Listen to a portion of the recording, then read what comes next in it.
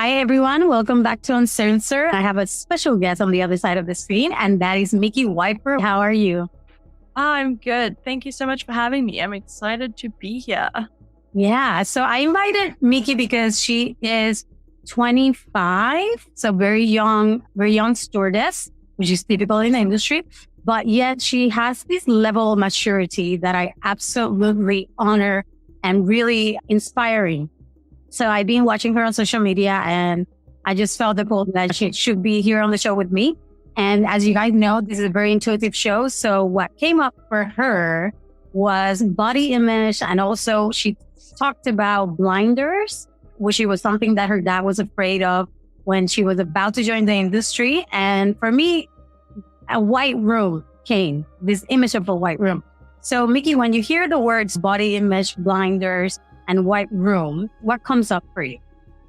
For me, it's just the fact that I think so many people come into the industry with a certain image or an idea in their head and they don't fully understand or realize what the industry actually means and what it means to be working in the industry. And I think it's like you say, you come in with blinders on where you expect one thing because that's what you're on social media, because everyone's sharing the fun stuff on social media. And you don't necessarily realize the rest of it. So what is the rest of it? What is the reality behind what we don't see in social media? I'd say I'd start with just the actual work itself. I did a lot of industry even before I joined the industry. So you read blogs and are like, oh, it's long hours and it's hard work, it's everything. But I don't think people genuinely realize the fact that it is 16, 17-hour days nonstop for weeks and months on end. Like people tell you and you're like, yeah, that's fine. But you're actually there and you have, like in my first season, we had the guests on for 3 months. They didn't leave.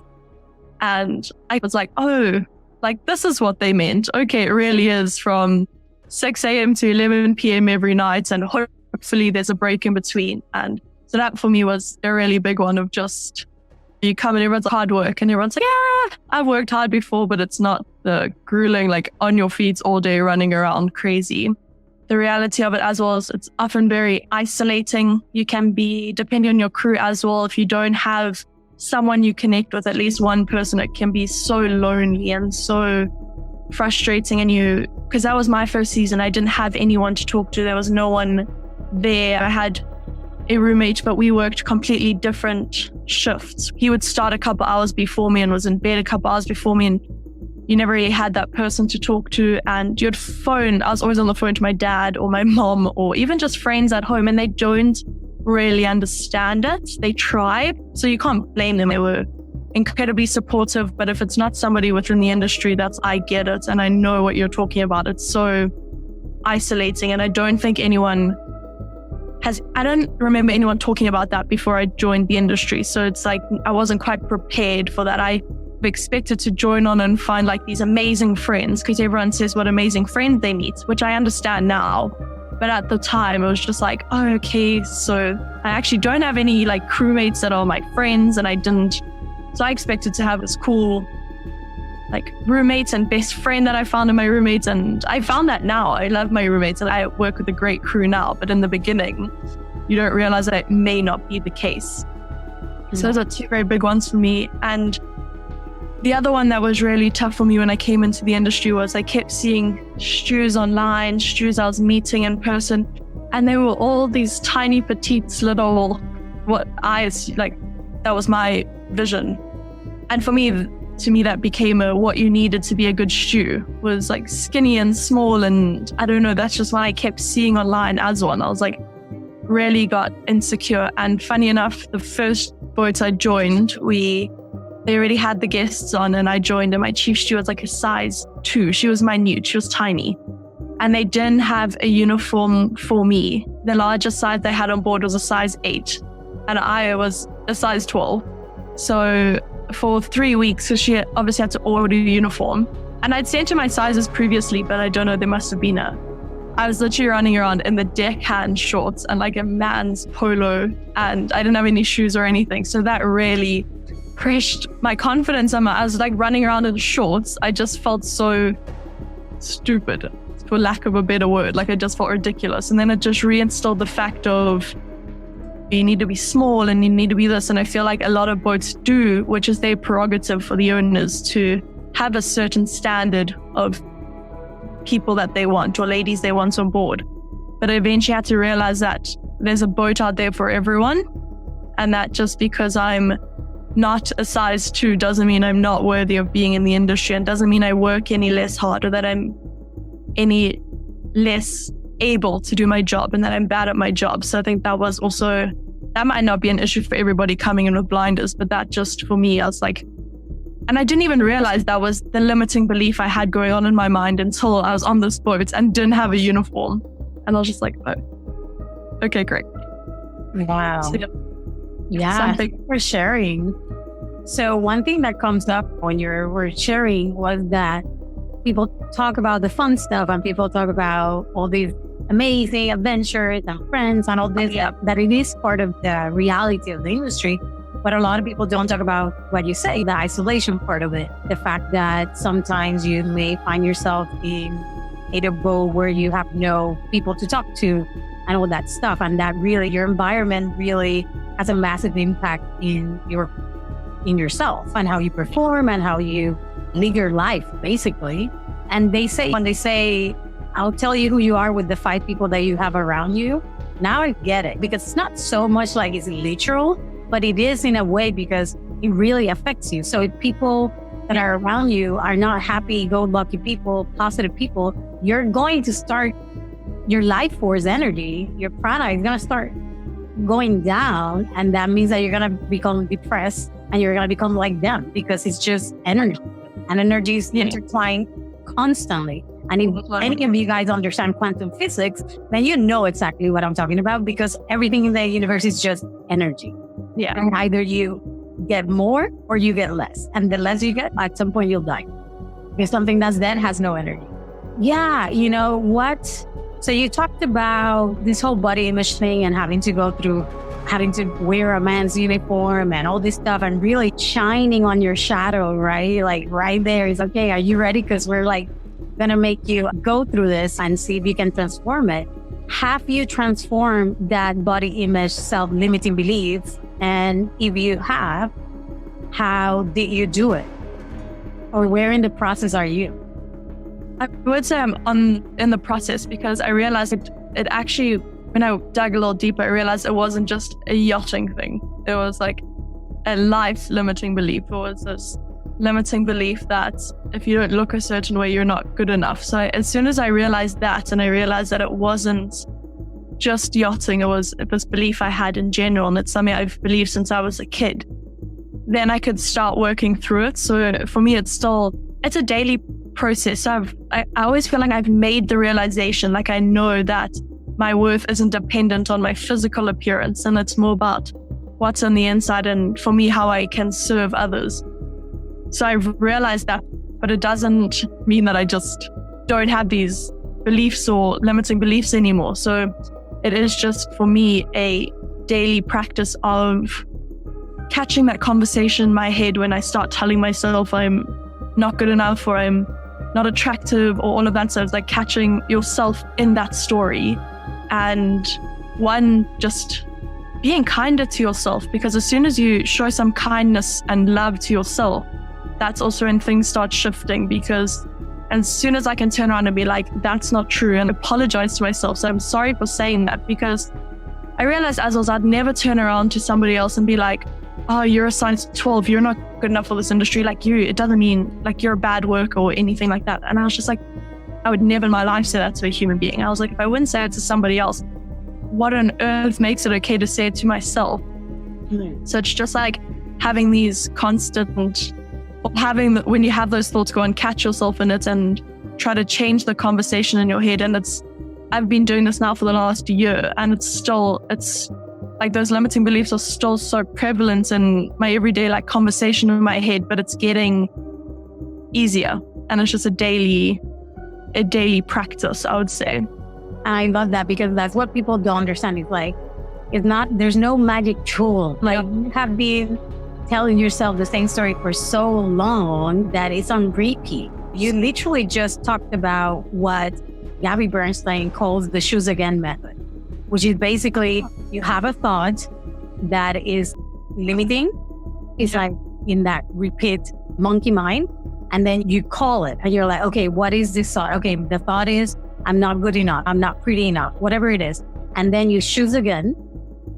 But before choosing again, you have to do what you do, which is forgive yourself for having that want. So it's a 3-step process. You realize what the thought is, then you forgive yourself. I forgive myself for having that thought. And then you move into the choosing again process, which is choosing the next best thought. And that doesn't mean I'm good enough and I'm beautiful and no, because if you don't believe that, then it's not going to match. It may be, oh, I'm so thankful that I have food. I'm so thankful I still have a job. I'm thankful that is what got to really shift, because those thoughts you actually do believe, and that shifts your vibration. Because people go from I am ugly to I am Cindy Crawford. You know what I mean? But you don't actually believe that. So it's not going to really work out. So I love that you brought that up, because it's something that I've been actually using myself. And I use it a lot with like financial stress and all this stuff, and anxiety that you get from uncertainty. And it's such a great daily practice that you have to do. Every time you catch yourself, you choose again and you choose again and you continue to choose again until the story just changes, because at some point you're going to believe a different story. Another thing that kind of came up, and this, I don't even know, this is obviously not off topic from what we're talking about. We may be very something out there for all of you guys, yachting people. You said that you realized that this whole thing wasn't really installed by the yachting industry, you know, that it was something that you were carrying in your life. So one thing in my life that I have found is that everything starts in the uterus. So when you're in your mother's womb. And a lot of these self-limiting beliefs come from literally when you're in the womb, you're like this little sponge. And whatever your mom felt, whatever your mom believed of herself, you literally receive and you carry on with it, because you don't have any other choice but to do so until you become an adult. And all of a sudden you're like, this is not really what I believe of me, but why is this thing keep coming up? And not really until we do that work of going back to the womb and really giving back what is not ours, and she's the story, that things don't really start to transform, let's say.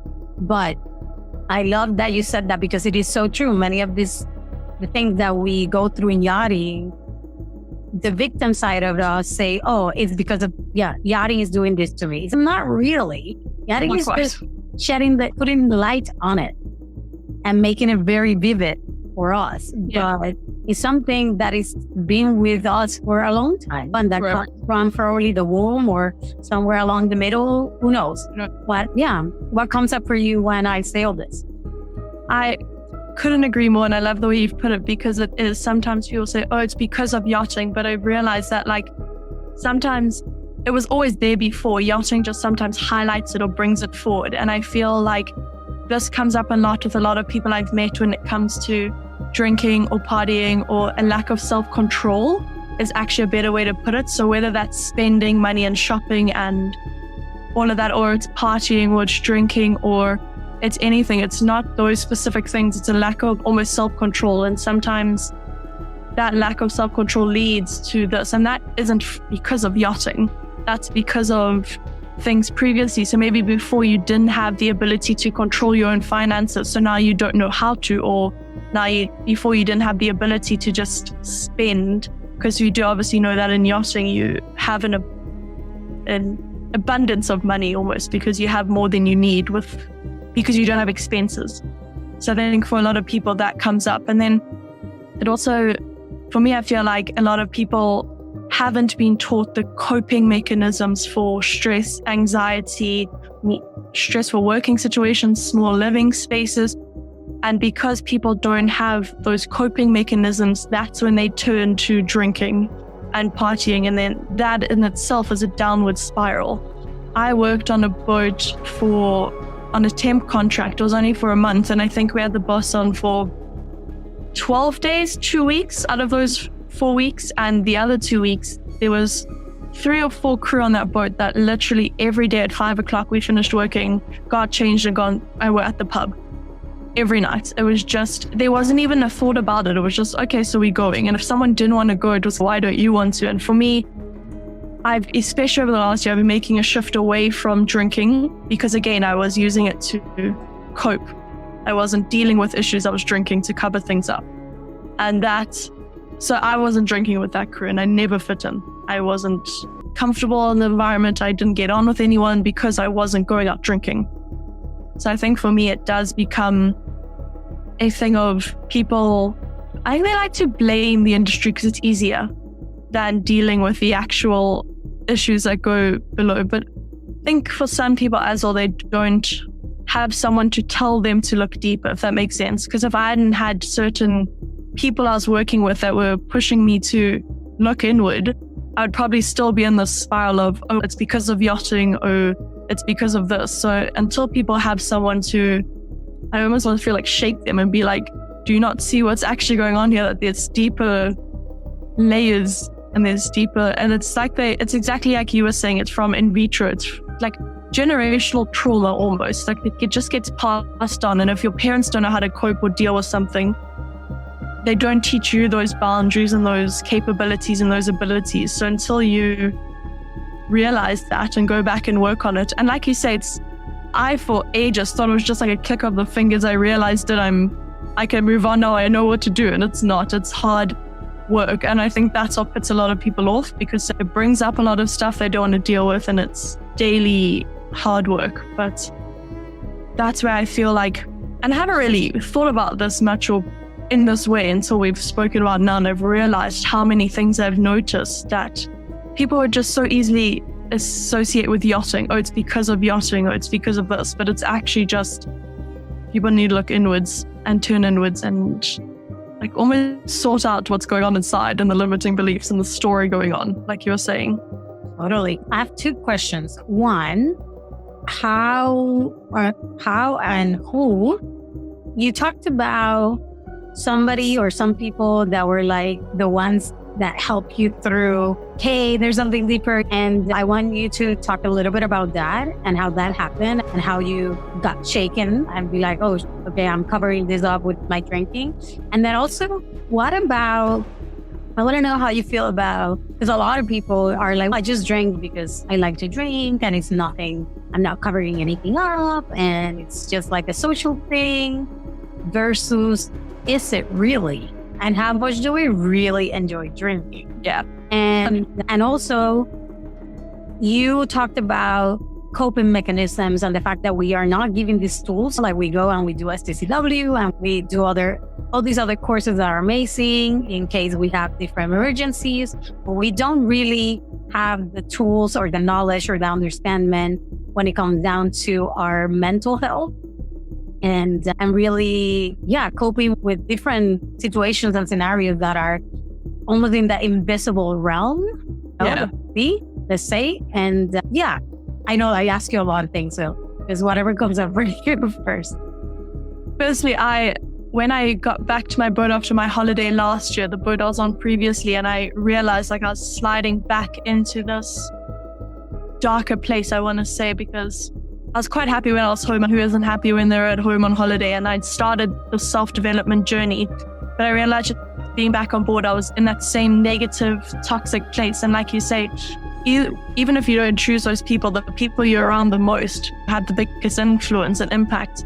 So I actually reached out to Karine at the crew coach, and she was there for me for the every time I needed somebody. And she was just she has all those amazing resources available. She was also just somebody who understood what was going on and I could talk to and could help me through things. So she was really just pivotal in helping me. Yeah. When you talked about these people that help you shift and brought light to the shadow, it wasn't actually people in the crew. You actually had to go out and reach out to somebody. Okay. Yeah. Okay. Yeah. And for me, it wasn't even, it was online, which was so weird for me as well, because I was used to having people at home before the yachting that were around me, my friends, my family. So now it was And that's what I think was also different as well. I realized I needed help and I reached out to somebody, and I didn't know Karine before. We hadn't spoken before, but I just messaged her because of her work that she does and because she talks about all of this so much. And it was her and Chelsea Haynes. She was the Yachty, but now she's just Chelsea Haynes. And her and I worked together on a one-on-one coaching basis. And that was because also working with Karine, I realized like I needed to go inward and sort myself out. And that's why I say you have to make that realization for yourself that it's deeper things that need to be sorted out within yourself. So they were two people that really helped me, I would say, navigate this and learn. And Chelsea was the one that just from the coaching helped me realize these things. And she shook me out of this place of you can't just keep, it's that saying, is life happening to you or is life happening for you? And I think I was in a place of, or everything keeps happening to me. This is all like doomsday and all of that. And eventually it was the shift of this is all for a reason and there's meaning, I would say, behind things. You don't quite know what it is at the time, but if that makes sense. I don't know if that. So those were two people that and like you said, it wasn't people in my physical circle or on the crew. And then what was the second question? So the second question was about you. We were talking about drinking and how you decided to shift out of drinking because you understood and realized that your drinking was really just a coping mechanism because you didn't want to deal with what the underlying cause was. So when we talk about this, a lot of people that are doing that or that simply drink, they get triggered.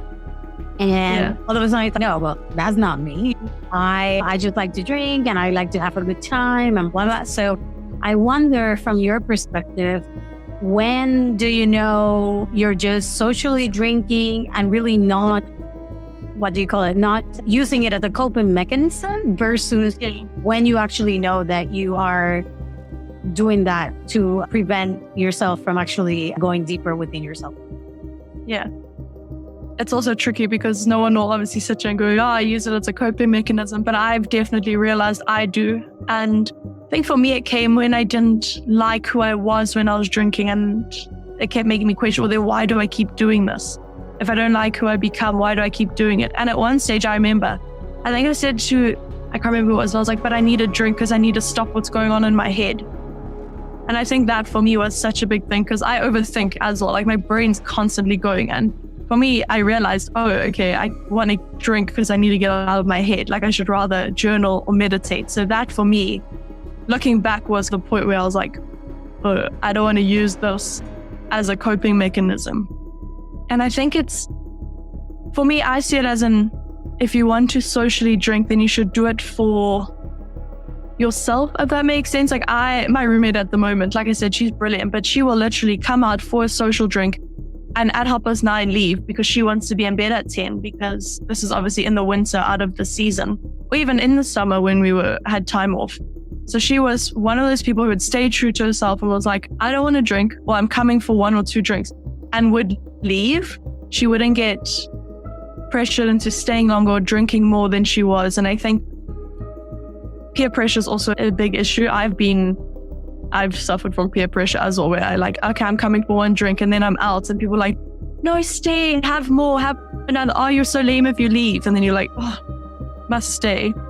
And I think it becomes, I'm trying to find a way. What I'm hearing here, the difference between your roommate and somebody like you or that had been through the whole peer pressure and just stayed because of it, is the difference is that she has boundaries, the other people don't have boundaries. And she knows exactly where her boundaries are, and people respect that because she respects her own boundaries and nothing changed her mind.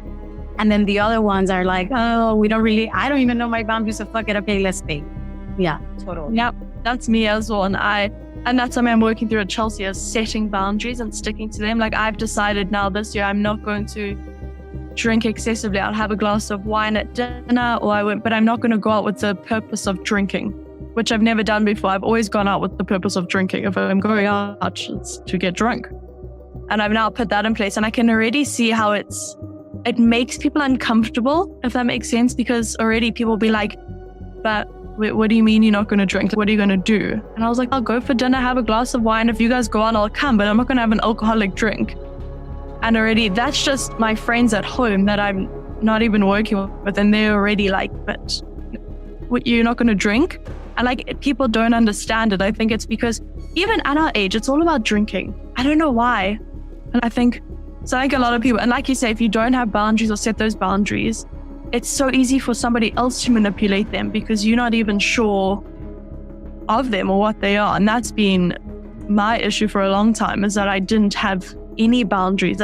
So like you say, I wasn't respecting them, so nobody else was. So if I'd be like, oh no, I'm just going for one drink, every time I'd be home at 4 a.m. very drunk, eating in the crew mess. And it just became what it was. So I think it's so hard to say to somebody that they're not dealing with their emotions because they're just drinking, because everyone's like, no, but it's just for fun. I think that the key of it that you actually spoke about, because at least for me, that was very also, it was the same thing that I realized, like I personally right now don't drink alcohol, and it was a choice I made, but it was a struggle for many years. And the one thing that got me to thinking that I needed to stop because I wasn't dealing with the reality of things was because I didn't like myself when I was drinking. That was the key of, you know what, why am I keep doing this when I actually don't enjoy it anymore and I don't actually like who I become? And that was like when the whole struggle became. And I went through what you're going through, where it's like people finding it weird for you to go out and not drink. What shifted for me, that was the fact that I realized that they're uncomfortable because I wasn't yet comfortable with the whole idea. When I became comfortable with my boundaries and what I wanted to be perceived as and what I wanted to stand for, then the mirror changed. Literally, that whole thing of, oh, is it going to be weird? It went away because I didn't have that doubt anymore. So they couldn't show me that doubt because they're just a mirror of myself. So true. Yeah, that was like a big one for me.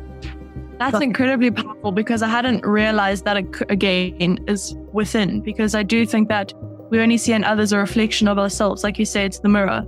And I do, as you said that, I just realized now that I haven't become clear on the goals or the aims or the boundaries moving forward. I've just said, okay, I'm not drinking, but I haven't fully delved into why and what that would mean for me and the thing I want to gain out of it. So when people ask, but why? I'm just because I don't like, and then I understand what you're saying, because then it's an uncertainty in myself. And obviously the way I portray it, that people are like, oh, but that's just like crazy. So thank you for that, because that means I need to actually do a little more work and dig a little deeper and get more clear. Because I know it's something I want to do. I want to stop drinking.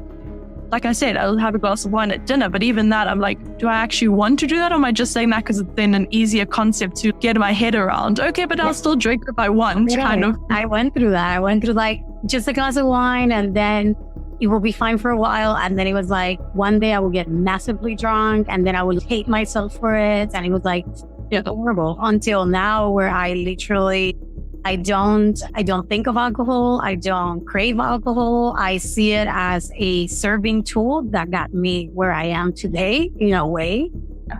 It definitely has no positive impact in my life. And that's why I choose not to consume it. Maybe for somebody else it has a positive impact, and great. I honor you and I celebrate you, but that's not me. And I do have that understanding. And because I do, and like you said, clarity, I'm very clear, then my mirror is as clear as me. Yeah. That's amazing. I think that's so powerful as well. And I love it you say, as well, that you don't, if it's somebody else's decision, it's their decision. And that's for me. I'll never judge anybody else's decision. But like you said, it's no longer serving me and I don't feel a need for it. So I fully agree with you on that, and it resonates really deeply as to, the other question, let's call this the last question. You talked about, when we talked about not having the coping mechanisms on board, what I would like to know from your perspective as a crew member, and with the resources that are available right now on a best, what would you advise, or how would you like to be supported by your head of departments to cope with different mental health things there? I think it's so important as well for this mental health topic to not be so taboo anymore. To me, it's crazy that some people are still so quiet about mental health, or I don't know, they just almost easily offended when people want to talk about mental health. Like we even have a higher ranking officer on board that kind of thinks it's not real. And if you want to talk about it, I wouldn't say it's frowned upon, but it's certainly not well received. And then there's, oh no, just get on with it kind of thing. So I think for me, it's incredibly important as well to have your heads of departments be aware that it is a big issue in normal life, let alone like life at sea and on the yachts and on board. So I think for me, it would just be creating the awareness that people do struggle with this. People process situations and different things differently, and that can't be frowned upon. If somebody gets stressed or anxious or depressed in a certain situation, just because you wouldn't doesn't mean that their feelings are any less valid. And then I think it would be really important for at least someone on the boat, if it can't be an HOD, to be able to help that person, whether it's provide them with the resources, be a person to talk to, or give them the coping mechanisms. I think it's just starting a conversation about it on board. Let people know that they're not alone, especially on maybe the smaller boats or even the big boats. Just let people know that if they are feeling something, that they're not alone. And if they don't want to talk to somebody on the crew, provide them with the resources to be able to contact somebody outside of the crew. So whether it be green at the crew coach or on your whoever it would be, just make sure that people feel comfortable enough to be able to come forward, and that they're not going to be, because I've read stories as well where people have been let go because they spoke about it or it was an issue or something like that. So I think just creating conversation and awareness around it so that people don't feel alone or secluded, or there's going to be ramifications if they do talk about it or come forward. And then just having somebody possibly to be able to handle that, because I also think handling people's depression and their stress and anxiety, you need somebody who's not going to take it on as well, if that makes sense. So maybe somebody that's trained in it, and if there isn't somebody on board, then give the crew the resources to reach out to external people. Totally, I agree with that. And me as a head of department, I believe strongly in that. You don't need to ask people. You just need to, when you do your crew meeting, just say, hey, if anybody's feeling down or anything, we're here to support you. Please come forward. Let's talk. And even if they don't want to share with you, you should, like you said, you should have the resources to give to this person. And I love that you said that, because on the Yachts Mermaids platform, at yachtsmermaids.com, if you go to our support directory, you're going to find all the actual support that is available to the crew members, from people who understand yachting because they themselves have been crew or are currently crew. And there's, like you said, from somebody like Marien to Chelsea to Belle's Esprit to Nikki Luke, there's a lot of them. There are like over 15 of them. And we also have a to-go support PDF that you can download, that it gives you all from Europe to America, everybody that is available to you right now, that is not even part of the directory per se, but that is actually available. So all the numbers, like for if you need immediate help, let's say you have a suicidal thought or whatever, like who to call. So I really invite crew members to go and download this and have it and keep it, and especially head of departments, chief stewards, pursers, please download this, have it there. This is your resource. So if somebody comes forward or there's an episode on board, then you know who to send reach it out to, because you may not be qualified to handle the situation, and that's totally okay. But you should have the resources to help this person, to send them to. So I love that. And thanks for that reminder, because that's really important. Yeah, I loved having you on the show. It was really good. It was just took off on its own direction. But I think it's something, everything that we talked about here today, is something that pretty much everybody can relate to. We all can relate to self-isolation. We all can relate to binge drinking. We all can relate to no coping with our emotions. We all can relate to body image, because even male probably feel that they don't fit in. And yeah, so what's your final message, Miki? It is just that you aren't alone, and that there is always somebody out there for you, and that the stories going on in your head aren't true, and that they can be changed, and that there's just so much more out there than your head is allowing you to believe. So just reach out if you need somebody and believe in yourself. Thank you, Miki. And I know Miki is also available if you guys want to reach out. She has constantly talked about this on her social media platform. So I'm going to put her contacts down below. So if you need somebody to speak to, if you resonate with her, please contact her. She's there for you. She has dealt with a lot of things, so I'm sure she can hold your hand through your journey. I would, of course, if you have something to say, something to share, please contact us here at Uncensored. We would love to have you on board on our radio show. So thanks, everybody. My name is Marien, and I'm from Yachts Mermaids for Uncensored Yachting International Radio Show. Bye.